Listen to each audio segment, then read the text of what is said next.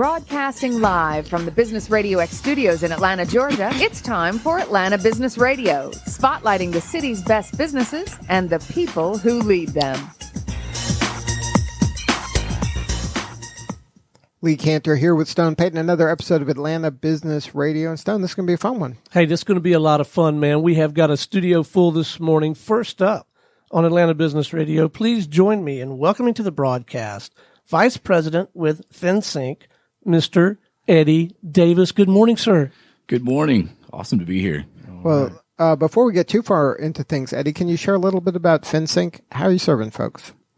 Absolutely. So FinSync is an advocate for small businesses. We're based here in Atlanta, and it's really three pillars of support. We are a software development company. We produce our own software, back office financial software that competes with QuickBooks. And then in addition to that, we have a vetted network of service providers, bookkeepers, accountants, strategists, those types of folks. And then the last pillar is business financing. So a small business can apply through our software and get matched up to lenders that are appropriate to their risk profile. So now how does it work? How does somebody get into your ecosystem? Like, what's typically the path? Various paths. They could start off by applying for a business loan. So if they're in need of oh, really? So from financing standpoint, you can say, oh, one of my choices is FinSync. Absolutely. So you could go and fill out it's about a 4-minute application online. Mm-hmm. That does not cost anything to do that. And then that application will get matched up to our network of lenders that have different folks that are in the network serving different sort of risk profiles. So all the way up from startup all the way up through a very mature business. Now, so it could be it's a variety. It's not like I have an e-commerce business, so you have lenders for that, or I have a manufacturing business and I have lenders for that, because it's different needs for different folks. It is. So on the financing side, we have lenders that serve different niches for sure, right. Different sizes of companies. And then on the software side, we're focused more on the small business. So more of somebody who might be looking at a QuickBooks or something like that. So that business could be any size. That could be a micro business just starting out all the way into a more micro to, let's say, growing enterprise. So we're not going to be a good fit for somebody who might be looking at something like an Oracle or an SAP. Right. So now, what is that by revenue about? What's the range? So we don't really think about it so much by revenue, but as by headcount. So payroll is part of the suite of services that we provide. So companies up to, let's say, 150 employees would be sort of the high end of companies that we're a good fit for. So what do lenders look for? Like if Lee and I, for the Business Radio X network, if we wanted to go borrow some money to expand the network, right? And we do want to expand the network. I don't know if it makes sense to borrow money to do it or not. What are they looking for to feel like, hey, this is a good outfit to lend money to? Are they looking at our credit, our personal credit? Are they looking at our revenue? Are they at our track record? What's got them saying, oh yeah, we'll lend these guys money? Like the clever name. Clever name's a great start. Absolutely. You probably get 20 extra points for that. For a smaller business, they're going to look at your cash flow. So how well you're managing your cash flow. So that means money coming in and out of the business. They might look at things like, have you overdrafted your account recently? Mm-hmm. If that's happening, that may be an indication that the owners are not quite keeping an eye on the books as closely as they should be. Mm-hmm. Revenue, of course. Are you a going concern? And then, of course, what do you want to do with the money? So do you want to grow the business? What purpose will that money serve? Well, I just went to the boat show, right. And there's exactly, yeah. Is that are some of your clients the ones that are kind of those, they have a business but it kind of bleeds into their lifestyle, like, because some small business people, especially in some people do that. I don't know any personally, but right, where they don't have maybe clean books, where the business pile of money is over here and my life is over here, because they kind of meld together. So lenders are going to be looking for, proper bookkeeping and that sort of thing. It doesn't mean that they're not going to be interested in somebody who's got a lifestyle business. An owner operator is, can have a fantastic business, and those can get quite large. So that's not a problem in and of itself. But a history of understanding what's going on with the business and, managing it. And what do you want to do with that money? Again, or if you're looking to grow, how are you going to grow? Is this money going to go to marketing? Do you want to buy a piece of equipment that might be helpful in serving more customers? Do you want to, add employees? All those types of things they're going to want to know. Now, as FinSync kind of serves these different groups of people, and they have different needs, ultimately, though, you're serving the small business person or the business person? is at the heart of it, whether it's through partnering with an accounting firm or partnering with a lender. Like, you're kind of at the heart of it is the business owner, right? At the heart of it is the business owner, and think about, the business owner's experience. They're logged into the software in the cloud, whether they're doing their accounting or just working on a loan application. But those other parties that want to help them out, so that could be the lender, that could be accountants and bookkeepers, they're logged in and they get access to the same set of books in real time. So that makes everybody a lot more efficient, and they can have an intelligent conversation about what makes because sense they're getting the data. Everybody's getting the same data, and then they're seeing that how real it is, and they can access it as they need it. Each of those groups, right? That's exactly right. So we're not relying on a business owner to email in documents or fax documents or that sort of thing. Everybody's logged in and they can have a real-time conversation. So now, how did the business start? Was it always kind of this three-tiered groups, or did it start with one of the group and kind of organically expand to the other groups? Yeah, that's a great question. So our founder started FINSYNC in 2011 here in Atlanta and came into the business out of a history of small business lending. He's a gentleman named Tucker Mathis, who's our CEO today. And we started on the software side. So we spent years developing software before we went live with that piece. So software to say, okay, we're going to compete with QuickBooks, like that was the thinking? Absolutely to compete with QuickBooks, but it's not really about competing with QuickBooks. The overarching theme of those three things is businesses can benefit from better cash flow management, right? So QuickBooks is an accounting software. They rely on third-party apps for payroll and payments and different things like that. Our system is a consolidated system. So when you have that, what it does for that business is it gives them that visibility in an automated way, in an efficient way, without somebody, let's say, chasing down numbers and putting them into Excel, to look at where that business is going. And we are really well positioned to do that because we have the invoicing data, the payments data, bill pay data, and then that payroll data. So we know a lot of the future transactions of a business already, and we make it super easy. We just put them in a graphical format that business can look at any time. And then the business owner, this is easier for them to deal with than a QuickBooks? It is. It syncs with the bank and credit card systems. It's pulling in those transactions. And then typically somebody who's using a QuickBooks online, they're also going to be having, in addition to that, anywhere from 2 to 6 add-on applications. So if you think about a small business that's logging in throughout the day, they're managing, as many as 8 passwords for the owner, but then their accountant, their, payroll administrator, they may have billing folks, they may have invoicing folks, all those people being spread across all those pieces of software becomes pretty inefficient. It's certainly better than paper, but there's a better way, and that's us. All right, so there goes the QuickBooks sponsorship. We can write that. That's gone. All right, so we're going to have to talk to Eddie later. Now FinSync's going to have to pick up that slack. So when should a small business start at least entertaining the idea of getting organized with payroll, like having a payroll service or because so many people use kind of third-party resources to do a lot of the work. It's not, like back in the day, you would hire somebody, you'd get part-timers, but now, there's virtual people doing all kinds of stuff. In terms of payroll, I think outsourcing it probably from the beginning makes a lot of sense. Learning the nuance of managing payroll internally in a small business for a firm that might have, 1 to 3 senior leaders probably isn't an efficient way to, use time. So I would think, as soon as there are W-2 employees, then it would make sense to outsource that to a software company that probably has that services piece on top of it. So I would say very early. So even if you've got 1 or 2 W-2, that kind of service can be scaled down and scaled up. So it makes sense even with just a few W-2 employees is what I'm hearing you say. Yeah, absolutely. The cost is negligible. So, in our system, having 2 employees might cost a business an extra $20 a month to offload all of that processing and paperwork. So the return on time is pretty impressive. And how much time would it cost me and you to try to figure out all that stuff? And then we do it wrong and pay penalties, right? So now, when you're working with your clients, the business owner, like you said, a lot of times comes in initially through some sort of a lending challenge, or they need lending and they need funding. What if they just are an ongoing business and they're frustrated with QuickBooks, or they want a different solution, and they come in through that kind of portal? Like, so then now they're coming, I just want a better solution for keeping track of stuff.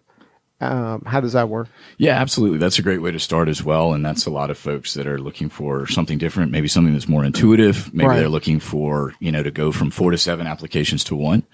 So we offer a free trial so they can jump into the software, start playing with the system. They can connect bank and credit card accounts, pull in some data and see how that works. And then they can add modules over time. So they can get started for $10 a month with our business payments platform and then grow from there, adding accounting, bill pay, invoicing, cash flow management. And then if they have those W-2s that we were talking about, they can add the payroll and projects modules as well. Now, is it something that I sign up for it, I start using it, and I'm kind of on my own on using it? Or is there kind of a help desk or, an account manager?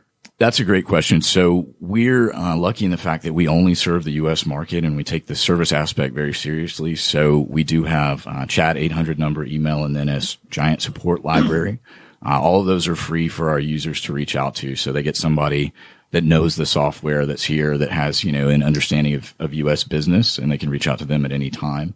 And then if they want to leverage our service network, we have bookkeepers and accountants that we have vetted, and they can grant those folks access to their system and have them take over some of that sort of finance burden, take that off the owner's shoulders and allow somebody in the cloud to handle that for them. So now that group, the accountants and bookkeepers, the people who are dealing with lots of these business people, how do you work with them? Is this something that you have some sort of a partnership with them where you're working together, where you encourage them to offer FinSync to their clients so that everybody's reading off the same, kind of data? Like, how does that work? Yeah, absolutely. So the folks that we're making recommendations to, they're asked, do they have that FinSync experience? So if somebody comes to us and is seeking a bookkeeper and they're in the FinSync cloud already, then we're going to match them to somebody who has that experience. Right. Because they know how to use it and get the most out of it. Absolutely. That's what it's all about, right? That efficiency. So, they go through a vetting process. They're interviewed. We talk about skills. We also talk about, the types of businesses that accountants and bookkeepers like to work with. They have different, some folks really like to work with restaurants, for example, or some folks like to work with, a marketing agency, or they have their specialization. So we, think about those things as well. And then, so you have these people all over the country? All over the country. Yeah. All over the country, but not all over the world. We're 100% United States facing. And then do you have CPAs out in the marketing place? And I may be using the wrong title, but people who do that, that kind of business planning, do you have people like that out in the world where I might be talking to my CPA and that person may recommend, hey, Stone, I see on your business side of things, you really got to get some things buttoned down. You ought to seriously think about FinSync. Have you got like that group of people out there too? Or are you developing, like evangelizing? Yeah, absolutely. So in the accountant and bookkeeper channel, and then where we're growing, especially right now, is banks and credit unions are starting to recommend FinSync as well. Wow. Nice. Yeah, it makes a ton of sense for them to be helpful to their small businesses, managing cash flow, right? That's the biggest reason that small businesses fail. So there's a lot of interest there as well. And then they're also lending. So they check that box as well. So they get some benefit there as well, right? If they have a loan application and the books are in order, that's hugely beneficial there as well. So now what do you need more of as you grow? What do you need? Do you need more kind of these third-party evangelists? Do you need more of the business owner kind of tapping into this, more awareness of the brand? Yeah, I'd say, we're in a space with some competitors that have been around for a long time. Yeah, QuickBooks a minute or two, yeah. Yeah, QuickBooks and ADP have been around for a long time. They have stadiums. That's I don't correct. Know how your stadium, I don't know how your stadium plan is going. Absolutely. So yeah, I'd say awareness. But I think there's, a lot of folks that have had the thought there must be a better way, and they're coming across us and figuring that out. So like exciting. In a sense or two, like why is FinSync the better way? Is it because of the simplicity and the intuitiveness? Like what's the thing that really separates you for the business owner that's going to, because remember, this is a big shift. They've heard of the other brand. Yep. For a long time. Yep. And to make that we don't say on air anymore. Exactly. Now that FinSync is our go-to, right? We'll say Baltimore. Yeah. There you go. Perfect. But, so like why, somebody's going to make this decision and put their neck on the line because this is kind of a challenger brand in a lot of respects. Yeah, absolutely. So, I think that we've, probably seen in all kinds of business tracks that the incumbent maybe slows down and doesn't innovate in a way that they maybe should, maybe that the market wants them to. But it's all about cash flow management, right? That is, statistically the biggest reason small businesses fail. And we are uniquely positioned to handle that piece better than others because we are the payments engine, we are the accounting engine, we are the payroll engine, and we automate all that stuff that a small business probably doesn't have time to do. Maybe they would pay somebody to do that type of analysis later in Excel. But we do that internally and it's real time. So they can log in anytime and see, this is what FinSync thinks my cash balance will be in 30, 60, 90 days. So it projects out into the future. It does. In a better way than maybe current tools. Absolutely. It projects out in an automated way. Anybody else who's getting that sort of analysis probably is doing that in Excel, and they would have to be doing that constantly to maintain that type of visibility. And then how quickly, if somebody switches, are they going to kind of see a benefit and get through that learning curve? They can start to leverage the efficiencies around payments within, the first 24 hours of being, turned on in the system. The cash flow management piece is going to start to roll up data as they start to put invoices, start running payroll, things like that. So especially in month 2, they're going to be, benefiting from most of the capabilities of the system already. And then how easy is it to switch? If I've been a Voldemort user for many years and I want to switch, like how easy is that?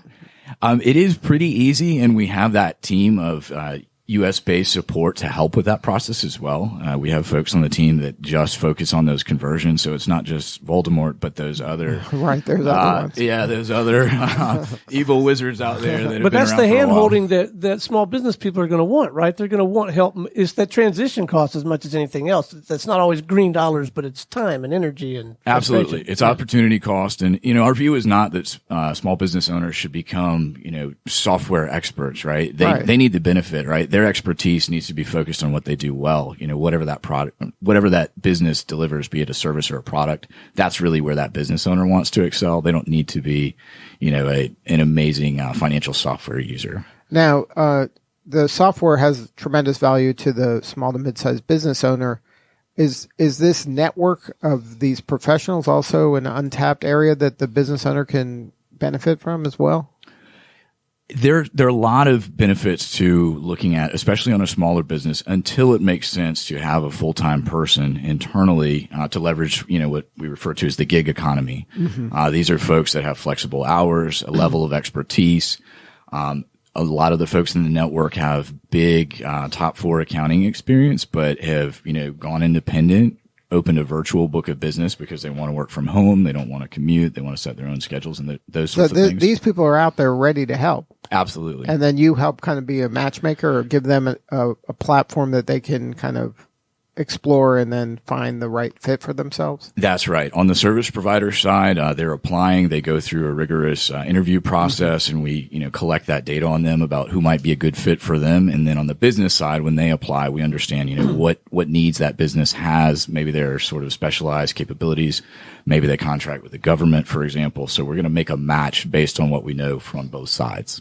So I find this very attractive. I like the idea that we can come into your system, into your ecosystem, have access to the software. It sounds like it's going to be a lot more Lee and Stone friendly, maybe than some of the stuff that we have, and that you have these vetted professionals so that we know that if we work through your system to start working with a bookkeeper, that person definitely knows your stuff, but also maybe is used to working with, media firms or small businesses or something. And then if and when we need a CPA or we want to explore bringing on more capital, I like it being all in that one ecosystem. I find that very attractive. Yeah, the all-in-one nature of it is, creates a lot of efficiencies, and it's, and it's a safety net as well. We've done a lot of that legwork to, find out how that person performs with other businesses and be sure that they, have those skills that they claim to have and that sort of thing. And then you said that if any business needs a loan, they can go to FinSync website and then within 4 minutes apply. And that's right. So we have an electronic loan application, and our system is pretty different in that our application, instead of going to a single lender, the old way of applying for a business loan would be to go lender to lender, potentially filling out, reams of paper at somebody's desk. Our system is different because we have all the lenders that cover that risk spectrum, and we have all their products in the system. So you fill out our application, and then we only send your application to those lenders who have a product that's a soft match already. So you're not going through that process of getting turned down here, going to the next literally office building, that sort of thing. You just apply once and we handle that part for you. So if you're a small business, mid-sized business out there and you want to learn more about FinSync and maybe at any level, right? Whether it's maybe switch, maybe you're getting frustrated by your current software, maybe you need a loan, maybe you need a new CPA, they can go to your website and kind of help in all those areas. Absolutely. FinSync.com. We have a great chat team as well. You can give us a call. You can jump on a 7-day free trial, schedule a demo. So we have lots of ways to get to know us, but it all starts at FinSync.com. And that's FINSYNC.com. That's correct. Good stuff. Well, thank you so much for sharing your story, man. Absolutely. Thanks for having me. All right, stay with us. We're going to visit with a few more guests, okay? Fantastic. All right, next up on Atlanta Business Radio, we have with us the Director of Pro Bono Planning and Community Outreach for the Financial Planning Association of Georgia. Please join me in welcoming to the show Miss Kristin Pugh. Good morning. Good morning. Thank you for having me. Well, we are delighted to have you join us. Did you learn anything in that last segment? Yeah, I did. And I have some clients in my for-profit life. I might have to reach out. Well, there you go. There you for go. some FinSync, some business owners. So Blake, hand me some of those commission forms. See, we have a portal too. Yeah, absolutely. Well, Kristin, you're here to talk about the Financial Planning Association of Georgia. Yeah. Tell us about that. What kind of work do they do? Yep. So the Financial Planning Association of Georgia, we're a chapter of a much larger association. There's about 88 chapters in the country. So imagine like the American Medical Association is for doctors, the ADA is for dentists. We are for financial planners and financial advisors. Because of that, we do a lot of networking events, conferences, lots of continuing ed just to keep everybody abreast of what's going on in the financial planning industry. And I specifically head up our pro bono or community outreach arm. So we have, of our 600 members, we have about 100 plus now that have kind of designated themselves as volunteers wanting to So go you out have in the 600 community. here locally? Correct. Really? Well, in the Or state the- of Georgia. that's the State of Georgia. that's the whole Most are Georgia. located here, though. And they're Really? up for doing some pro bono work for who? Who would they be doing pro bono work So for? basically the underserved communities of Atlanta. The way we work is we will partner with nonprofits. For instance, this past Saturday, we were actually out at Camp Twin Lakes for Children's Healthcare of Atlanta, their camp. They have the Transplant Families Parents Weekend. And so we did a panel. And so we serve underserved, but then we also serve at-risk communities. So those, if you can imagine, that are saddled with medical bills, and they just need a little bit of guidance, maybe just a discussion around some financial planning topics. So that's one way we operate. So this kind of financial literacy that the lay person probably doesn't have a lot of, right? There's Yeah. some misconceptions or maybe Oh, yeah. If bad you can information. Absolutely. I mean, can you imagine every commercial about financial, No, I know. whatever It's it is, like- has small print for Right. days. And then there's a lot of fear because people don't want to make a mistake. Absolutely. And then there's a lot of kind of noise in the media about all this doom and gloom that, dangers around every Talking corner. heads. Yeah. Right. Oh, absolutely. So how do you kind of educate people in a safe manner that makes them at least feel semi-confident that they can do this? Absolutely. I mean, this, and, we've grown the organization, but we've found that really that individual attention from the planners really kind of hits at home. We do these workshops, but we take time to address everybody's questions and to talk to them specifically, also make them feel comfortable asking these questions and discussing it, and also bringing in our own experiences, because it is scary to talk about it. And, no matter what question you have, you think that you're the only one that's asking Right, that like this question. is only affecting me. Yeah, this is right. I'm the only one going through this. I can't ask that. So we create a good environment to do that, and we train on that. So we want to make sure that everybody can feel that they're being addressed. So is there a top 3, top 5 kind of topics that people Yeah. kind of ask about the most? I would say our organizations reach out to us mostly about credit. Credit, like understanding to credit. understand their credit score or how that impacts It's them. understanding the score. It's rebuilding credit. It's understanding, how do I use credit? And sometimes we get to that point where we don't even know that it is something you can use. It's a tool. It's, utilized. Right. That I would say next is budgeting, just getting back to the basics, spending and So what percentage saving. of people budget, you think? Oh gosh, low percent. Under, And I'm under 20%? yes.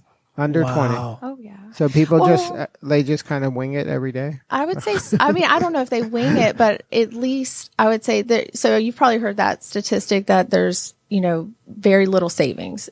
Every person in America, I think they said something like less than $1,000 saved for retirement or something like that. Have you heard that? That speaks directly to budgeting. Because if you're budgeting, then you are setting aside a certain amount or percentage for savings. So now somebody like you that's in this world, you probably grew up, or at least at some point in your career or life, you said, you know what, I got to keep track of this stuff and I'm going to take some steps and I'm going to. Yeah. Right. Well, So is that kind of, you think, a personality type, or do you think that people don't kind of follow these, which seems kind of semi-intuitive things, just because they're not aware of it, or there's a scarcity of revenue, so they don't think that they have enough money to save and budget? That's a good question. I think it's a combination. Statistics show that those that grew up, and I don't know if you've ever read The Millionaire Next Door, but if you ever come across people that were taught to save, they will beget children that will also save, and so on. So it ends up being this, So it can be effect. taught and role modeled. It can be role modeled, and that's, where you learn. But if the people you're hanging out with, if that's not a priority for them, and you grow up in that environment, Right. then you don't ever see it. Exactly. Right? So to see it is huge. To see it in action, Right. to see it, just in a positive aspect. To see it in a positive aspect is huge when you're growing up. And then the personality, if you're someone that is adaptable, someone that can learn to, do that, then you will.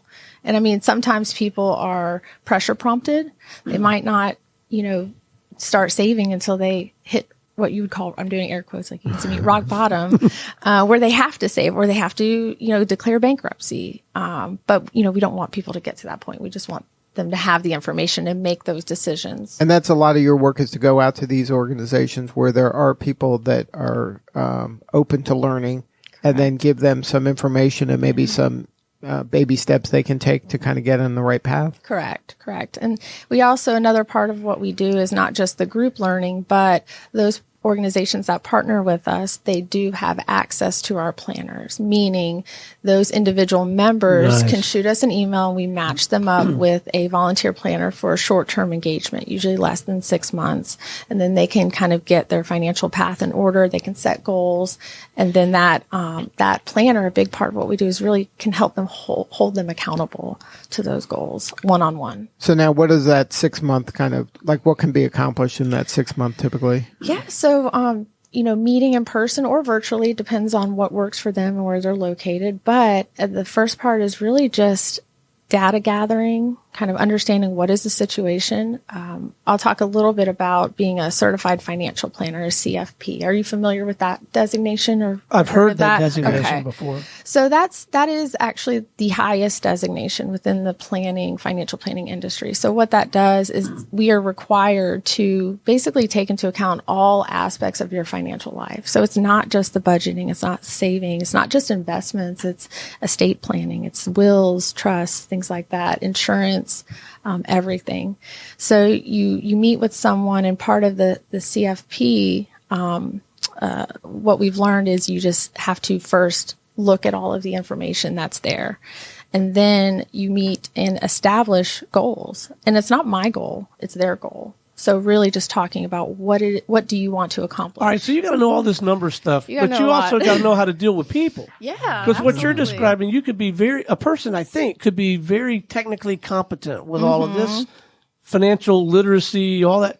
And then they may not be all that great with people. You got to do what you do for a living and to help this organization. You got to be good at both, right? Yes, absolutely. But you're finding in the CFP examination process, there's a little bit of psychology, a little bit more of effective listening, a little bit more empathy, things being thrown in there, because that is important, because people in order to establish and then adhere to a goal, you're working with someone, you have to like that person. You have to then trust that person, that they're there. So that doesn't just come along just because you have that knowledge, to your point. So yes, I would say that is a big part of what we do as a volunteer and in your for-profit life as an advisor. Absolutely. Now, how do you handle, like when you're in your for-profit life, people are voluntarily coming to you because they have some sort of wealth, or they have financial, at least they, in their mind, they think they're stable, even though a lot of people may not be as stable as they think they are, but they think that they got stuff and they want to just kind of wring out the most of it. That's probably the thinking. But in your nonprofit life, some of these people don't have a lot of resources. That's correct. And then they don't even know, like they're not coming as voluntarily. They're coming because they might be embarrassed even, right? It's like, my mom was a school teacher and she would teach adults how to read. And part of her challenge was they came in like embarrassed. So that could happen in this situation, right? Yeah, no, that's a big part. There is a level of, I hate to say, like shame, feeling like I could have done more. You talk to a 50 or 60-year-old and they say, I wish I had done more. You know what? Forget about that. We're working today and for the future. Don't worry about that. We're here, and let's make some changes now, starting now. So you have to talk through that and get past that to really establish. So what was it like that first time you went on one of those calls where when a person, like typically I'm sure in your day job, there's people with a certain amount of wealth, some fame maybe, there's a certain type of person. And now here's this person that doesn't have a portfolio, stocks, and all this stuff. They come in with kind of nothing, and they go, "Okay, here, I got this. Now make this work." Yeah. Actually, it's a very similar feeling, because as a financial advisor or planner, or someone who's working in a service industry, you always think, "I just don't know everything. Like I'm never going to know everything. What if they ask me this?" That doesn't change no matter the wealth. Exactly. It doesn't. It absolutely does not change. But I can always go in and say, if I don't know, I can find out for you. But they come in with say, okay, I have $1,000. I make $2,000 a month. So now create a financial plan for me that's going to work. And then you start kind of laying out, well, how much is your rent? How much is these things? Exactly. And then their amount of leeway is smaller. It's smaller, but dollars are dollars and they'll add up. So we then just need to set goals and you can help them create some early wins, I would think, right? Absolutely. That would be important, I would think. What are some of the places you do to try to create those early wins? Like where are some areas that maybe a person that doesn't think they have a lot of wealth can maybe make an impact? Well, really cutting the expenses. And it's not just, I eat out too much. I mean, that's actually the biggest expense we come across, is that people, instead of making food at home, they'll eat out, and that adds up. Right. And that's across the board. But really just, calling your insurance provider, whether it's Progressive or Geico, start there. You can probably negotiate a lower premium if you've been with them for a certain amount of time, and perhaps your credit's gone up in that amount of time. I don't know if you noticed, but your rates do tend to go up every year, and that's a Georgia or state regulated piece. So start there. Some things can be negotiated that you might not be aware of. Exactly. Same thing with credit card interest rates. You can also, bundle your insurance, of course, that'll make it a little bit cheaper. You can also increase your deductibles.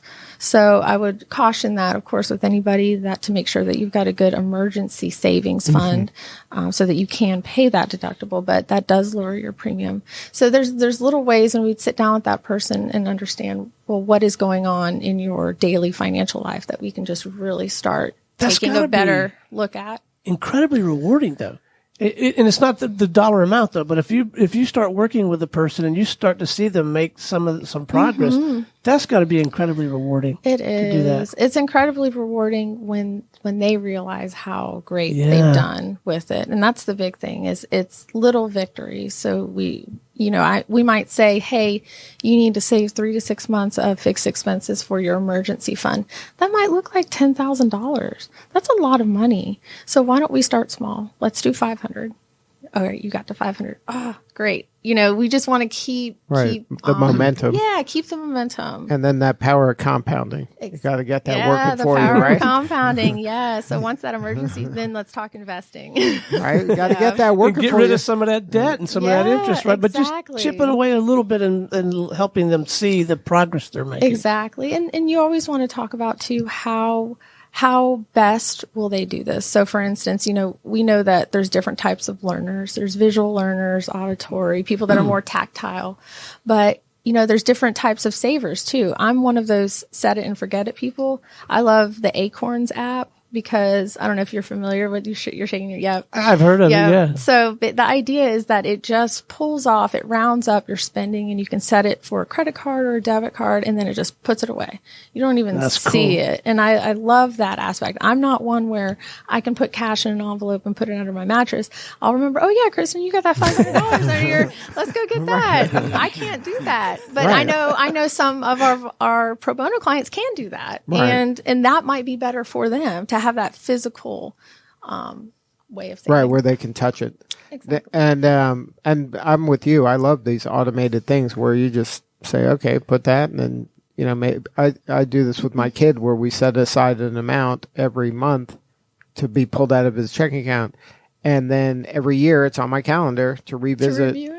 Right, so it's just built into. I mean, there's so much technology now that you can utilize. So utilize the technology. Exactly. I mean, it's there to remind you and to do some of the stuff. So let them do some of the stuff. Mm-hmm. So now, what do you need more right now for FPA of Georgia? Do you need more financial advisors to get involved with the organization and volunteer? Yeah, absolutely. We always need volunteers. Mm-hmm. Right now, we're kind of approaching what we call Financial Planning Month. So October. Financial Planning Month. Mm-hmm. So October is really why October? I don't know. It was just a nationwide push. Financial Planning Month. Yep. Okay. So October is Financial Planning Month. And so that just means that that's kind of our extra push. We have workshops and events throughout the year, but we just have a lot more in October. And it's just a way for those financial advisors and planners who, are really busy throughout the year. They just remember, okay, October, I'm going to do a little bit of volunteering.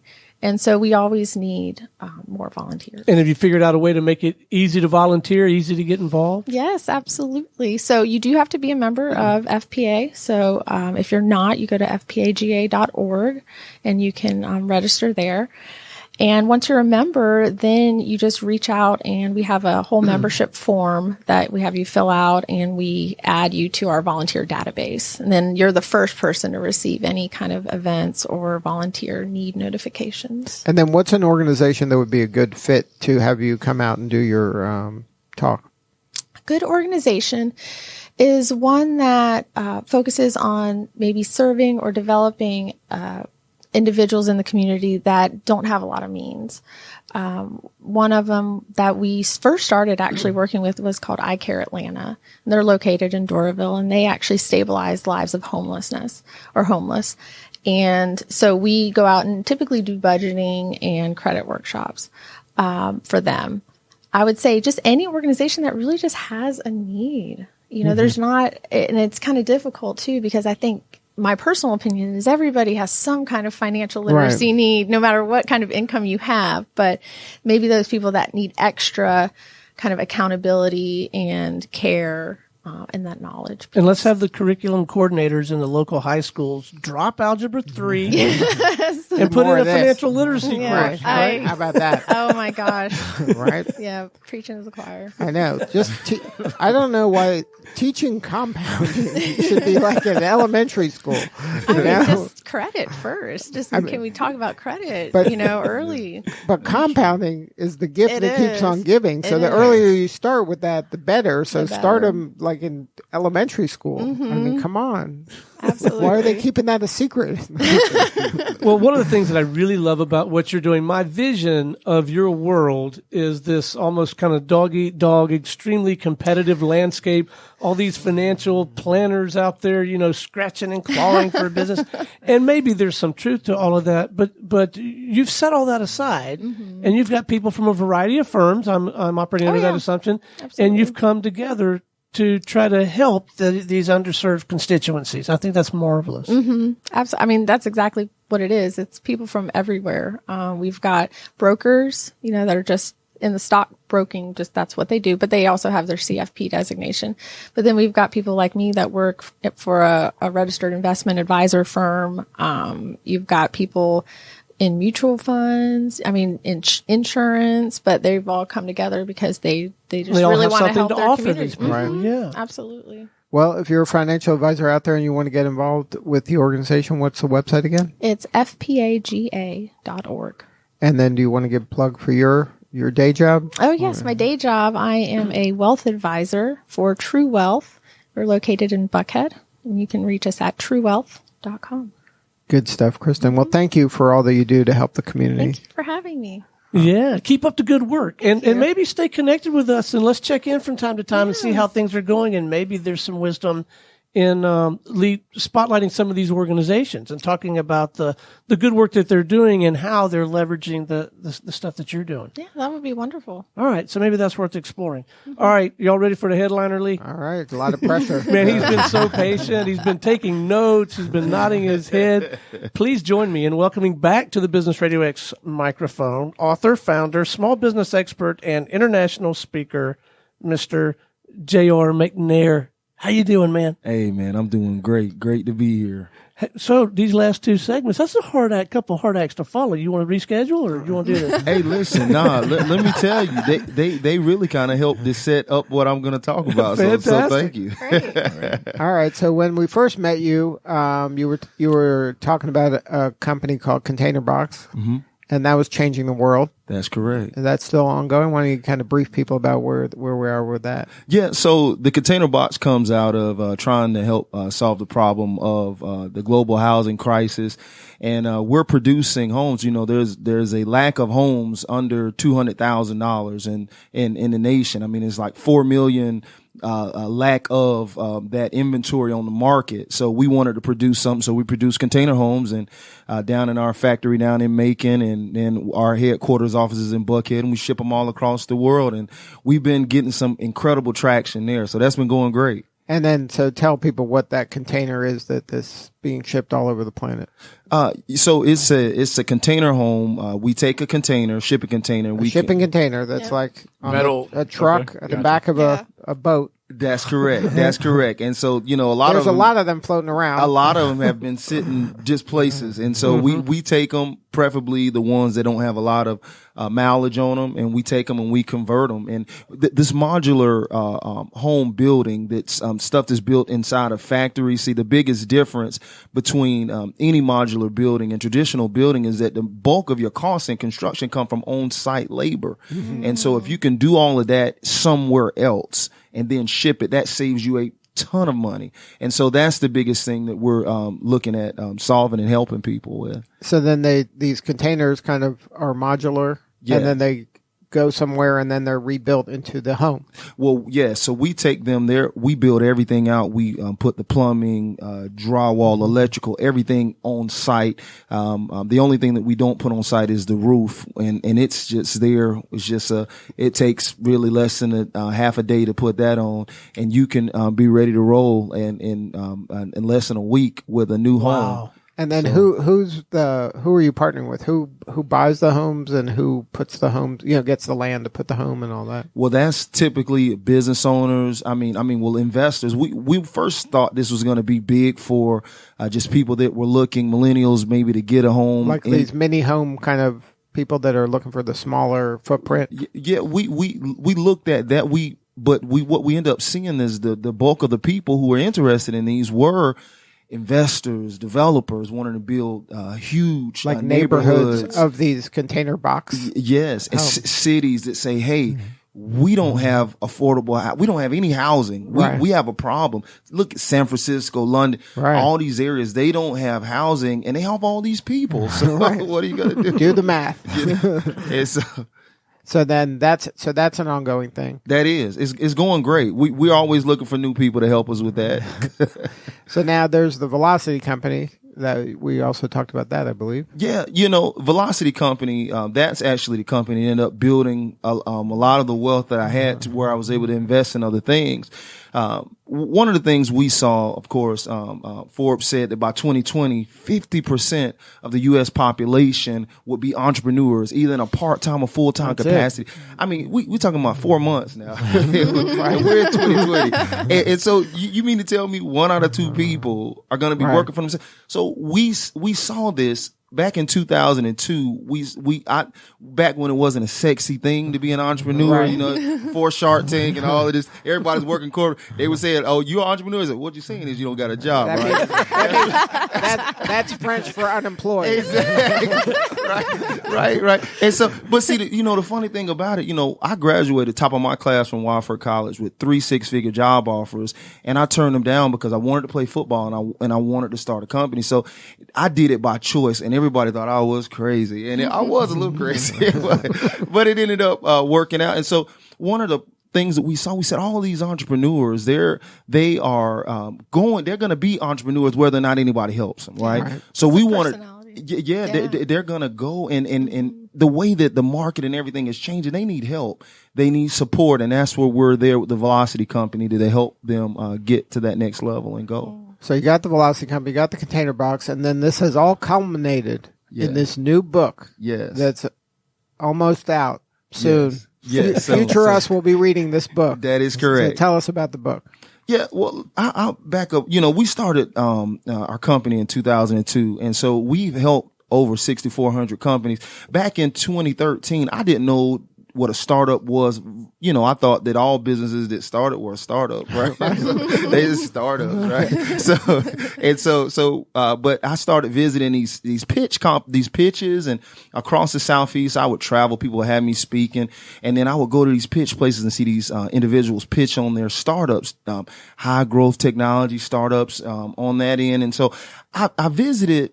What inspired me to just want to write this book, I visited a pitch competition or a pitch place somewhere in the Southeast. This was a couple months ago. I won't mention where it was, but I was visiting there, and there was a guy. He came up, and he was just from a ex NFL person, and he gets up and he speaks about, oh yeah, this is what I've done in the NFL, and I mean, he just goes on talking about himself for about 5 or 10 minutes, and then I'm so excited. I'm like, man, what is? I can't wait to hear it. I'm excited. I'm sitting here like, he's got me, man. So he has us here, and he goes and talks about all these different things, and then he gets down. He says, we're gonna transform sports industry and this stuff, and I'm like, oh man. And I'm saying, so you get to it, I need the punchline. So he gets down and he says, with sports camps, and I was like, sports camp.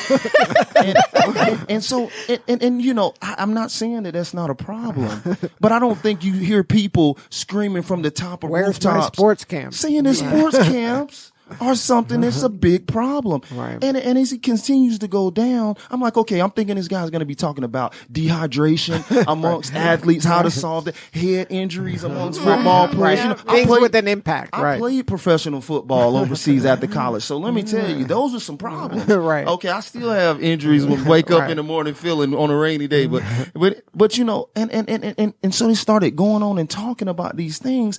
And then he was like, yeah. And so we have this, thing that we're doing in sports camps, and then they just throw technology on it. Right. So it's an app.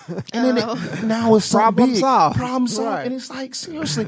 And that's where it began. But then he started going in and didn't even understand his numbers. I was looking on his sheet there, and when he had up there, they just thought that didn't really think through what they were doing, and just thought just because they threw technology on it that it made it something that was important and something that people needed to throw money at and get involved with. And it started there, but it didn't end there. The next person that came up was talking about something in lawn care. And so I used to own 2 huge landscaping companies, and they started talking about how they were going to solve the problems of putting technology in the hands of these lawn care workers and helping. And you had already done it, so you've lived it, so you kind of had a different perspective. I was sitting back there just like in my chair, just like, oh my goodness. And you're going, have they ever talked to somebody in lawn care? Yeah. Or is this, they had an idea in a whiteboard somewhere and they said, this would solve their problem? I sit back and I'm thinking, who sits there all day long coming up with these ideas, and this they don't. I said, well, they said we're going to put this technology in the hands of these lawn care people, and then they're going to do this. I said, first off, if you ever been on a truck, getting off, and you get off, and you're like, oh yeah, I'm going to go in my app.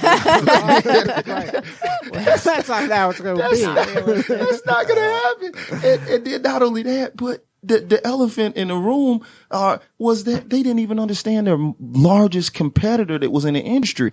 And I was like, hey, did you not know about, they were saying, oh, we're going to connect these, lawn care professionals with homeowners. I said, well, how about Home Advisor? Don't they do that already? And aren't they really, really big? I mean, and then they didn't really even understand it. These were certain things that I was seeing. It wasn't just there. This is everywhere. When I see these companies and I go, and all of these organizations are so excited about giving people opportunities to start companies, but they don't really look and see, is this something that you really need to start? Right. Is this something you might almost be creating more of a problem than you are a solution? You look at companies like Facebook, they really started not solving a problem. You look at it, when you look at it and you say, hey, they came saying, oh, we're going to post this. Now, I believe they solve a huge problem now. The problem that they solve, though, is they help businesses connect with potential customers through their ads. They have one of the best platforms out there. But that didn't come until later. Okay. When they had a lot of smart people and a lot of money to throw at something to where they're able to figure out what problems really existed. Right. So, these are some of the areas that I've kind of saw, when we came up with looking at this book. And the book is solving real problems. And that helps a business owner kind of reframe maybe the activity they're doing to help maybe make an impact that's bigger than they maybe are seeing in the surface? Well, first off, I say a lot of people chase opportunities. They don't really solve problems. And this is one thing that you have to see. You have these opportunities out here, and we have this shiny object syndrome, and we're looking, oh, you know what? I can do this or I can do that. And it's like, hey, but is this something that really needs to be solved? I mean, is this something that I really want to dedicate 4 or 5 years of my life to? You can't get that time back.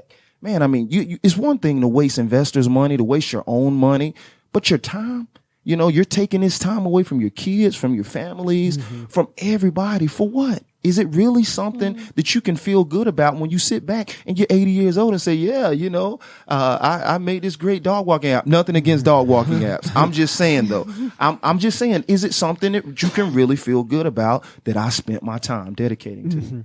So now, so that was the impetus for the book. And then where are you at in the book writing process? Well, one of the things I do anytime I write a book, I go and I just outline, what is this book going to be on? And it has to be some kind of passion behind why I'm doing it. Well, you seem pretty fired up. Hey, listen, man, but because I run an accelerator and I deal with a lot of startups, and they come in and I'm like, now you can just hand them the book before you even step in the door. You're reading this book. Listen, and it's not only just startups, it's small businesses.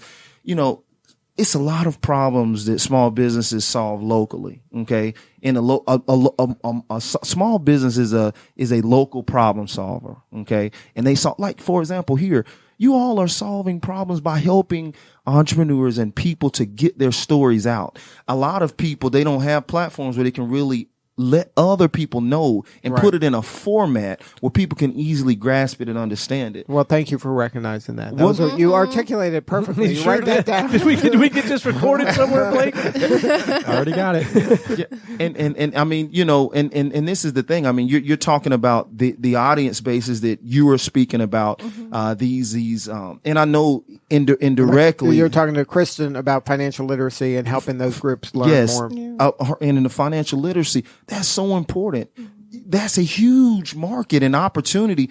Eventually, when they do decide to get those things together, guess what? That's a huge opportunity for those people who are willing to invest in their time in them. Right now, people are always looking for the now, and they don't understand that. Hey, some stuff takes a little investment, but in the long term, even if they can never repay you, I promise you'll get more back from it. So, and then when we're speaking, when you started the show speaking about cash, that's one of the things when I talk to entrepreneurs, I'm like, you have to. The biggest thing that you want to know as a small business, as a startup, how much cash do I have before I go out of business? Yeah. What's my burn rate? Yeah. You know, like that's what you need to have on the Right, forefront of your That's Every a day. real problem. It really is. How long is the runway? How Yeah. long? And you need to always have that on the front of your mind so that as you're going forward, you're like, okay, I got 3 days, 6 months. Right, I need to start planning for this now. And so this book is going to address some of those kind of big questions to help the person at least kind of get their mind right in thinking about these things before they invest the time and the energy and resources in this venture. Yes. And I mean, and one of the things people need to just understand, like, look and see what problems really exist in the world today. One of the reasons why we got into the container box, we saw this global housing crisis. Right. And no one seems to have a solution for it. But there's a lot of containers sitting by themselves minding their own business. Minding their own business. And look, Let's pair those two together.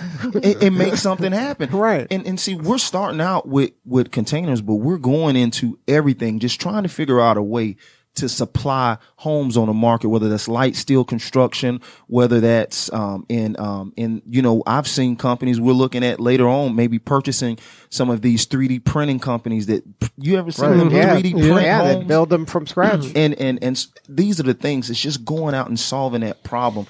Healthcare things, you know, these are areas that we're not going out looking for opportunities. These are things that people are screaming that they want help with. Right. They need it. Yes. I mean, and this is the thing, and I don't go against like social media or anything like that. I do believe it's a problem that was solved, but what you look at in hours of productivity lost, you know, the fact that when I go and talk to my kids, or not my kids, but relatives, nieces, nephews, they're fixated on it. We can't even have a conversation. We see the problems that they've solved, but they've also created additional problems. Right. And if you look at the net, has it really helped? Right. Nobody's keeping that score. You know. So what's next for you? Well, you got a lot on your plate. Yeah, you know, I really want to help people. I mean, and that sounds like funny. You know, everybody wants to help, but I really do. I'm passionate about helping people. I always look for opportunities to help people. And I think if you can keep that mind focused, you know, the money will come. And just I'm a relationship person. I'm really big on relationships. So just trying to build more relationships, get more people in to help us with what we're doing, because we're going out here really trying to solve the things that people don't necessarily want to solve right now. And then if somebody wanted to connect with you, what's the best way? You can go to my website, jrmcnair.com. That's jrmcnair.com. You can go to our website, thecontainerbox.com, smallbusinessday.com, and just reach out to me online. I'm there. Good stuff. Well, thank you so much for sharing your story today, JR. Thank you for having me. Thank everybody. Appreciate it. All right. This is Lee Cantor for Stone Payton. We will see you all next time on Atlanta Business Radio.